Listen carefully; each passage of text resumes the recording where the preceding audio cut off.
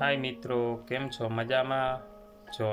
आजे आपणे आवी गया छीए उत्तरायणनी अपडेट एटले के के जे आपणे मकर संक्रांति कही छी तेना विषे हूँ आज तमने थोड़ुं कहीश अने आज हूँ तमने बधुं बतावीश के गुजरात में केवी तैयारीओ थई रही छे ते बरोबर। तो मारी चेनल में जो नवा होय तो एक बार मारी चेनल ने लाइक कर लेजो, सब्सक्राइब कर लेजो बरोबर।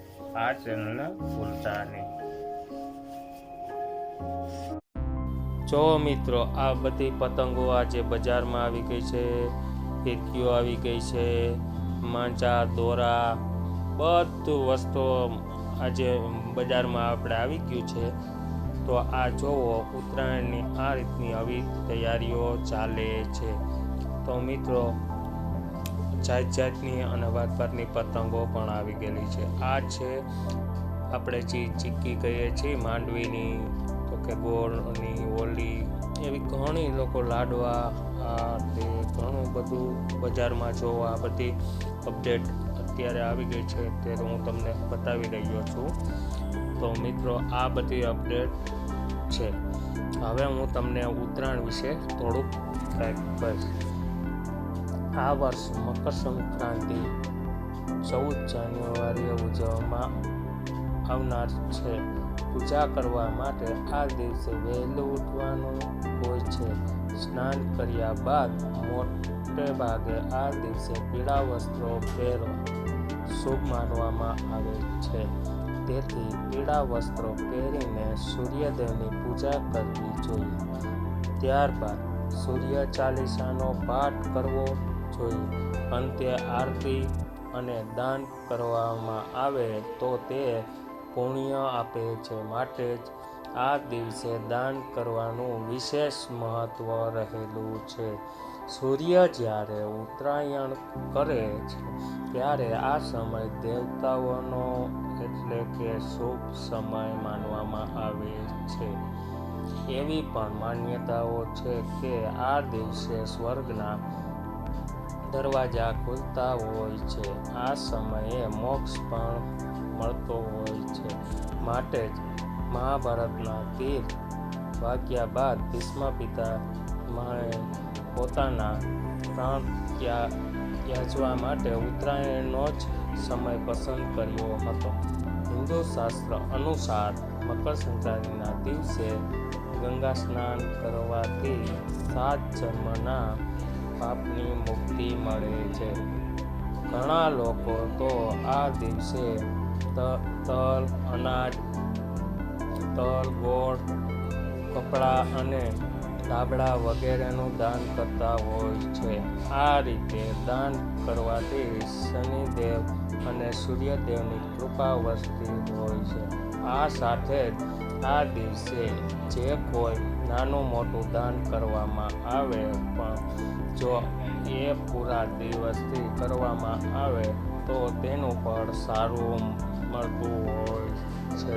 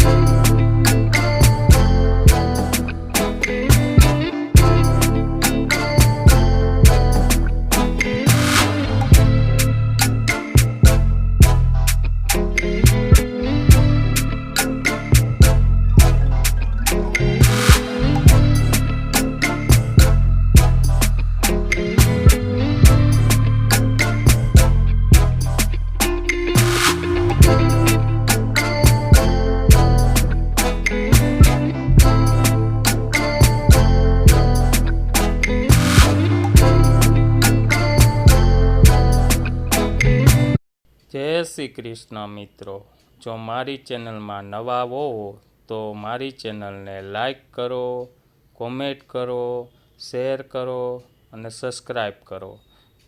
તો કે મારી ચેનલમાં હું જ્યારે વિડીયો અપલોડ કરું ત્યારે બધાની પહેલાં જોવા મળે. Thank you.